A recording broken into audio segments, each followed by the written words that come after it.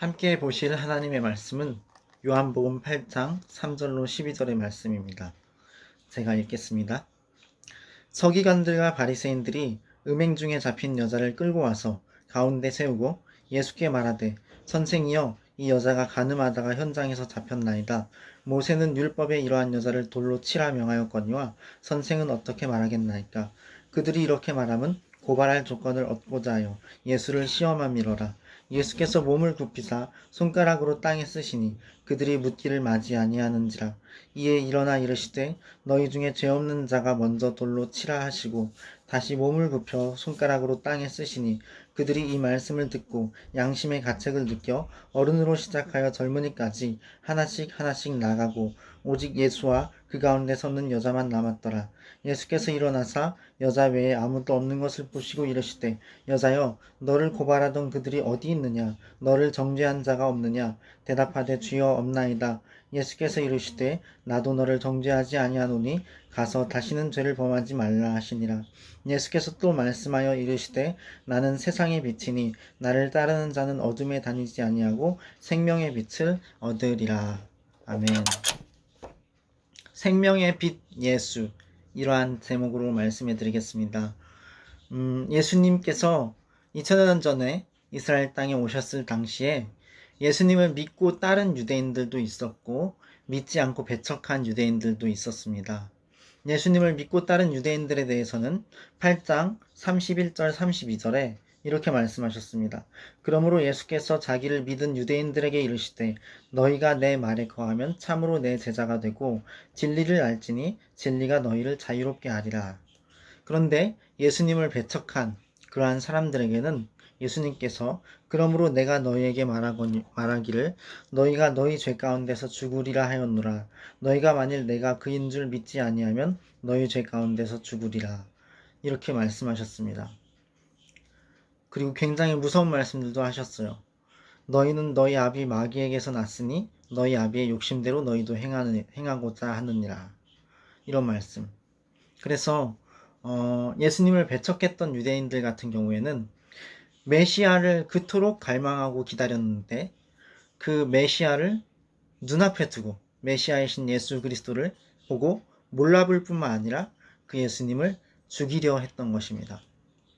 이제 우리를 한번 생각해 보자고요. 저와 여러분, 우리도 영혼의 구원과 충만함을 그토록 원하는데, 그런데 정작 원하는 영혼의 구원 그리고 충만함, 그것을 잡지 못하고 내 것 삼지 못하고 어떤 거리의 외침들, 또 전도지들, 그것을 눈앞에 두고서 영원한 생명길로 가야 하는데, 하나님의 백성으로서의 천국길로 가야 하는데 오히려 가지 못하고 그 하나님의 말씀 그리고 교회 그리고 전도자에 대해서 박해나 혹은 비난하는 편에 서지는 않는지, 저는 그랬던 것 같아요. 제가 예수님을 믿고 하나님과 동행한다고 생각하는 삶을 살아보고도 나서도 교회를 출석하기를 오랫동안 안 한 적이 있었는데, 한 6개월, 1년?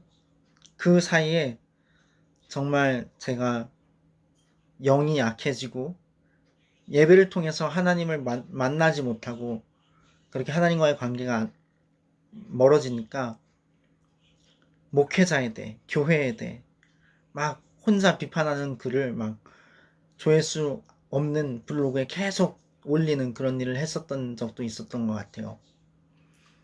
그런데 그러한 비방하는 마음, 여러분은 어떠신지요? 교회를 향한, 예수님께 속한 것에 대한 비판, 비난, 이 마음이 실제 자기 마음이 아니라는 걸 아세요? 그 마음은 악한 영의 의도이고 악한 영의 마음이라는 사실입니다. 이것을 알고 있는지요? 오늘 본문을 보시면요, 스토리를 조금 말씀드리면, 자기들의 종교적인 어떤 권력의 유지, 그들의 어떤 이득을 위해서 당시 종교 지도자였던 서기관들과 바리새인들이 예수님을 시험하고 고발하려고 일부러 음행 중에 잡힌 여인을 데려다가 예수님 앞에 내렸어요. 끌고 와서 예수님 앞에 세우고 예수님한테 말합니다. 선생이여, 이 여자가 가늠하다 현장에서 잡혔어요. 모세의 율법에는 이러한 자 돌로 치라고 명령했는데 선생은 어떻게 말하겠습니까? 실제로 이스라엘 당시에는 그때 여자는 가슴까지, 남자는 배까지 땅속에 묻어놓고 이 7m, 8m 거리에서 돌을 한 600개에서 700개를 던져서 돌무더기를 쌓아서 죽였어요. 간음죄에 대해서. 모세는 이렇게 하라고 명했는데 예수 선생은 어떻게 말하겠나이까? 고발할 조건을 찾으려고 하는 거예요. 그래서 예수님이 몸을 굽히시고 땅에 손가락으로 쓰셨대요.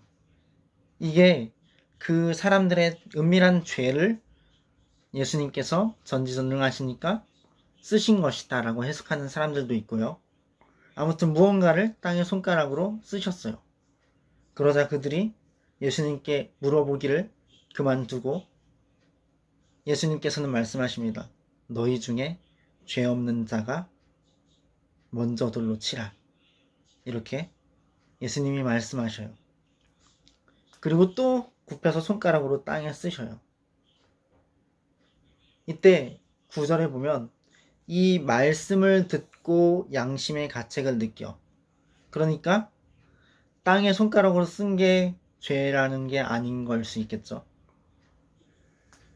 말하자면 무엇을 쓰셨는지는 모르지만 너희 중에 죄 없는 자가 먼저 돌로 치라 하신 그 말씀을 듣고 양심의 가책을 느꼈어요. 서기관과 바리새인들이. 그래서 어른으로부터 젊은이까지 하나씩 하나씩 나가고 이제 예수님하고 그 여인만 남았어요. 예수님께서 말씀하십니다. 여자여, 너를 고발하던 그들이 어디 있느냐? 너를 정죄한 자가 없느냐? 주여, 없나이다. 그러자 예수님이 나도 너를 정죄하지 아니하노니 가서 다시는 죄를 범하지 말라. 이 말씀까지 나오고 이제 그 다음 장면으로 넘어가는 첫 구절이 예수께서 또 말씀하여 이르시되 나는 세상의 빛이니 나를 따르는 자는 어둠에 다니지 않냐고 생명의 빛을 얻으리라. 이렇게 말씀하신 구절이 오늘 본문이에요. 오늘 이 스토리를 보면 결론적으로 보면 예수님을 고발하려고 시험거리를 놓으려고 올무를 놓으려고 하는 자들의 시도까지도 예수님은 선으로 바꾸셔서 한 생명을 살려내셨어요. 놀랍죠? 예수님이 이렇게 살리는 일을 하시는 분이시죠. 생명의 주관자이시고 우리의 유일한 구원자이신 예수님은 이렇게 살리는 일을 하셔요. 우리의 어떤 상황과 어떤 처지도 바뀔 수 있습니다. 하나님은 고치실 수 있어요. 예수님은 살리는 일을 행하십니다. 오늘 본문에도 그렇게 하셨잖아요. 그래서 우리도 이렇게 구원함과 용서함을 받아요. 마귀는 우리를 참수합니다. 어떻게? 하나님이 공의로우신 분이 아닙니까? 죄에 대해서 벌하셔야 하지 않습니까? 그러므로 하나님의 공의로운 심판 안에서 우리가 죄인이라는 것, 저자가 죄인입니다라는 것을 하나님께 상기시켜서 하나님이 우리를 심판하여 버리시도록, 그렇게 되면 하나님이 자기 백성을 버리셨다. 이렇게 되니까 하나님의 명예가 실추되겠죠. 그리고 하나님의 백성이 사탄 마귀의 참소로 심판받으면 하나님 나라도 뒤집히겠죠. 그렇게 하게 하려고 마귀는 참소해요. 우리가 하나님의 형상을 닮았기에 하나님의 자녀이기에 마귀는 우리를 미워하고 심판당하게 하려고 하는 거예요. 우리가 논리적으로 어떤 예수님을 인정하지 않는 사회, 우리의 교실이 될 수도 있고요. 강의실이 될 수도 있겠죠. 또 혹은 우리의 어떤 불신 가정이 될 수도 있고, 물론 가정은 좀 그렇진 않겠지만 사랑이 풍부하니까 어떤 사회 가운데서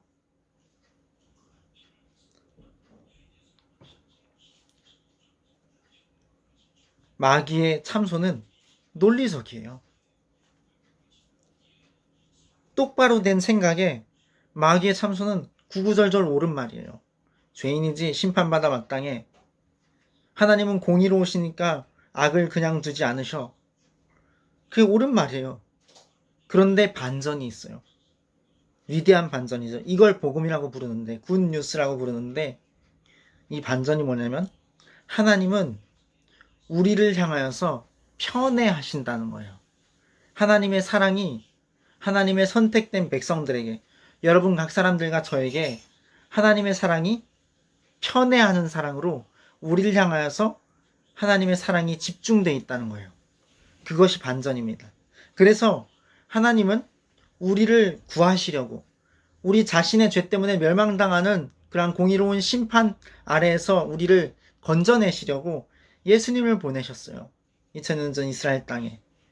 그래서 예수님의 십자가 덕분에, 그 예수님 덕분에 우리는 특별히 예수님의 피로 씻음받게 되었어요. 우리의 모든 죄와 허물이 다 그리스도의 피로, 추악하고 더럽고 불완전한 우리의 모든 죄와 허물이 예수님의 십자가 위에서 그 죄가 다 청산되었어요. 그래서 우리는 죄와 형벌을 안 받고 자유롭게 축복된 생애를 이루며 하나님과 동행하며 랄랄라 기뻐하며 살아가게 됩니다.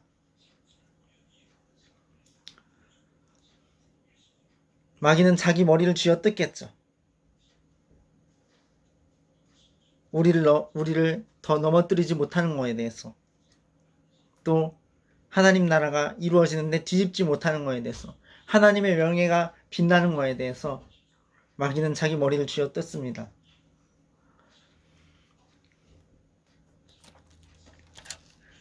오늘 6절의 말씀을 보면요, 유대인들, 예수님을 믿지 않던 종교 지도자들이, 그들이 이렇게 말하면 고발할 조건을 얻고자 하여 예수를 시험함이로라, 이렇게 써 있어요. 그들이 마귀의 도구로서 예수님을 시험하려는 그런 마귀 귀신의 마음에 이끌려서 왔는데, 어떠한 변화가 일어나서 9절에 보니까 그들이 이 말씀을 듣고 양심의 가책을 느껴 어른으로 시작하여 젊은이까지 하나씩 하나씩 나가고 오직 예수와 그 가운데 섰는 여자만 남았더라. 그들이 양심의 가책을 받았다고 했어요. 귀신의 마음을 떨쳐내게 됐어요. 어떤 변화가 일어나니까. 그리고 하나님의 형상, 특별히 헤세드, 인자하심, 그 하나님의 성품을 회복했어요. 그리고 올바른 길을 분별했어요. 그 정죄의 자리를 떠나서 나갔어요. 내가 심판자가 되고 내가 정죄의 자리에 있는 그 자리에서 하나씩 하나씩 나갔어요. 아마 그들 중에서는 이후에 예수님을 믿은 사람들도 있었을 거예요. 분명히. 그들이 올바른 길을 분별하게 되었는데, 그것은 바로 인자를 베푸는 길, 긍휼히 여기는 길, 의를 행하는 길, 그것이에요. 오늘날 저와 여러분 가운데 뿐만 아니라 또 어떤 사람들 가운데라 할지라도 안티 기독교인이었는데, 정말 극심하든 조금이든 그랬던 사람인데, 의의 길을 분별하여서, 올바른 길을 분별하여서 하나님의 귀한 성품인 헤세드, 하나님의 인애, 인자, 그것을 본받는 긍휼과 의를 행하는 자가 되는 역사가 있기를 예수님의 이름으로 축원합니다. 그렇다면 이들이 마귀의 귀신의 마음을 갖고 고발하려고 왔다가 그 귀신의 마음을 떨쳐내고 하나님의 형상을 회복하는 그러한 마음으로 변화된 그 변화의 중심이 무엇일까요? 7절에 있습니다. 그들이 묻기를 맞이 아니하는지라. 이에 예수께서 말씀하신 거죠. 일어나 이르시되 너희 중에 죄 없는 자가 먼저 돌로 치라 하시고, 예수 그리스도의 말씀입니다. 하나님의 이 말씀이 그들에게 선포되었을 때, 그들에게 들려졌을 때 그들은 변화되었어요. 성경에 보면요. 너희가 거듭난 것이, 너희가 예수님을 믿고 구원받은 것이, 천국 시민 된 것이 어떤 썩어질 것으로 된 것이 아니다. 썩지 아니할 영원한 하나님의 말씀으로 된 것이다. 이렇게 말씀하고 있습니다. 하나님의 말씀은 살아있어요. 운동력이 있고요. 관절과 골수를 찔러 쪼개기까지 합니다. 마음과 생각의 뜻을 다 드러내요. 하나님의 말씀은 능력이 있습니다. 제가 한 가지 들었던 간증을 말씀드릴게요. 미국에서 어떤 교회가 있어요. 어떤 교회가 있는데 그 교회에 설립자 목사님이 그 아내분이랑 살고 있었는데, 목회하면서 그 아내분 사모님이 암에 걸렸어요. 병원에 가니까 3개월쯤 남았대요. 준비하래요. 할 수 있는 일이 없다고 병원에서 퇴원하고 집으로 왔어요. 그때부터 그 사모님은 성경 구절들을 적었어요. 종이에다 적어서 싱크대에도 붙여놓고, 방 문에도 붙여놓고, 벽에도 책장에도 붙여놓고, 그리고 그 말씀을 계속 선포했어요. 예수님이 채찍에 맞으심으로 우리가 나음을 얻었도다. 이런 말씀들. 그래서 치유에 관한 그 말씀들을 계속 주장하면서 그 권리를 선포했어요. 그러자 3개월 아니라 계속 사는 거예요. 지금도 살아계셔요. 지금도. 치유가 된 것입니다. 하나님의 말씀의 능력이에요. 어떤 특별한 경우라고 볼 수도 있지만, 한 가지 예시로 우리가 하나님의 말씀이 어느 정도까지 역사할 수 있는지 볼 수 있는 부분이었죠. 그것보다 훨씬 더 중요한 하나님의 말씀의 역사는 이 성경이 사람의 영혼을 구원하는 힘이 있다는 것입니다. 영혼을 구원하는 힘. 천국이냐 지옥이냐를 결정하는, 천국에 들어가게 만드는 그러한 능력이 하나님의 말씀인 성경에 있습니다. 10절, 11절을 보겠습니다. 예수께서 일어나사 여자 외에 아무도 없는 것을 보시고 이르시되, 여자여, 너를 고발하던 그들이 어디 있느냐? 너를 정죄한 자가 없느냐? 대답하되 주여 없나이다. 예수께서 이르시되, 나도 너를 정죄하지 아니하노니 가서 다시는 죄를 범하지 말라 하시니라. 예수님은 하나님이셔요. 죄를 사하는 권세를 갖고 계셔요. 하나님은 온 우주를, 보이는 것과 보이지 않는 모든 세계를 소유한 분이에요. 보이지 않는 모든 것들도. 사탄, 마귀, 귀신들도 하나님과 동등한 게 아니라 피조물이에요. 창조주는 하나님뿐이에요.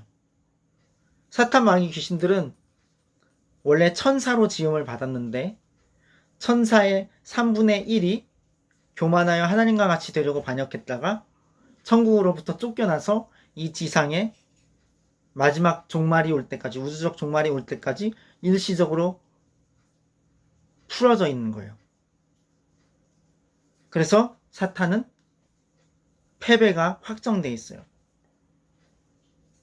제가 앞서서 마귀의, 귀신의 마음에 이끌려서 왔던, 고발하려던 사람들에 대한 얘기를 했는데, 또 교회에 대해, 목회자에 대해, 이 영상을 보시는 대부분의 분들은 그러지 않으셨겠지만 저는 그랬었거든요.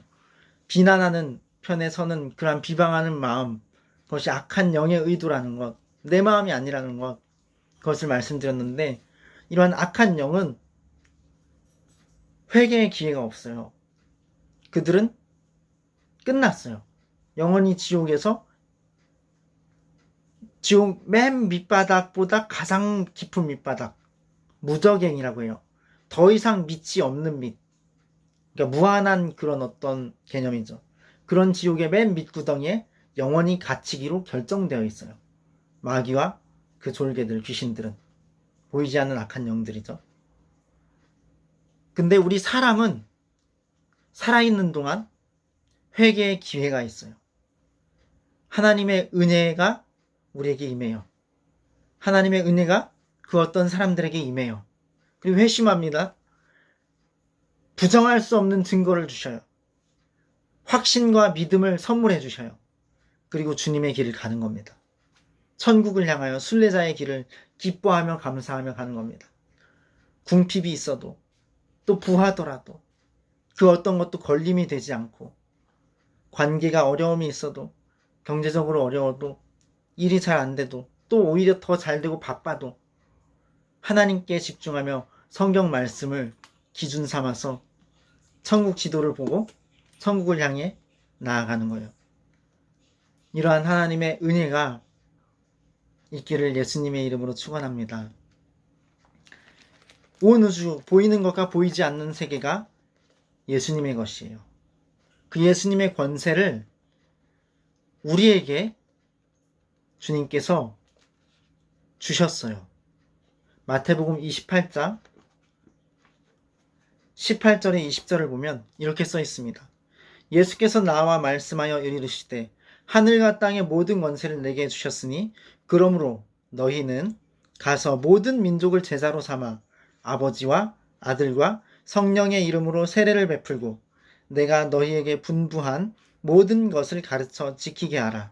볼지어다 내가 세상 끝날까지 너희와 항상 함께 있으리라 하시니라.